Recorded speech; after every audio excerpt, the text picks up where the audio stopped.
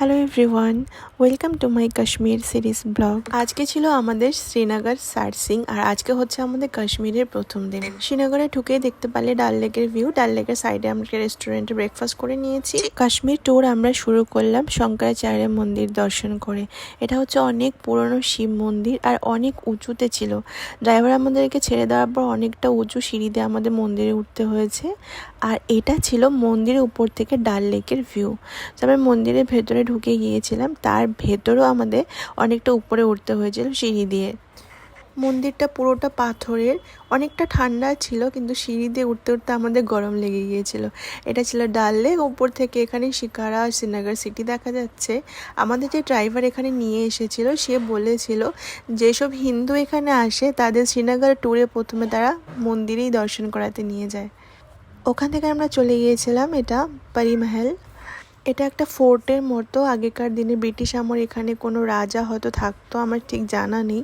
এটা পাহাড়ের অনেকটা উপরে আর এখান থেকে ভিউটা অনেক সুন্দর ছিল। আর যে ওটা দেখতে পাচ্ছ ওটা কিন্তু ডাল লেক।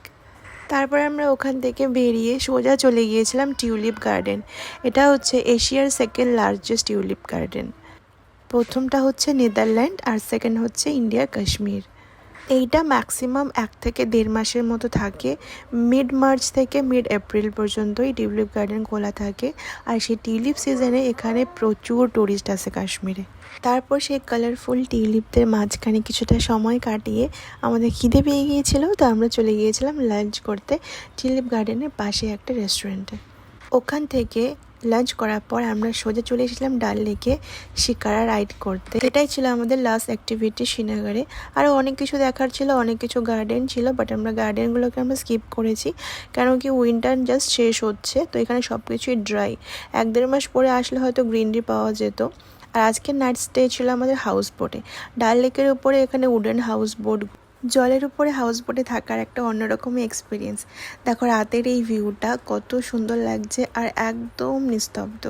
আমাদের ডিনার হাউস বোটই সার্ভ করা হয়েছিল। ডিনার করে আমরা শুয়ে পড়েছিলাম। দেখা হচ্ছে নেক্সট ব্লগে। Tata, bye bye.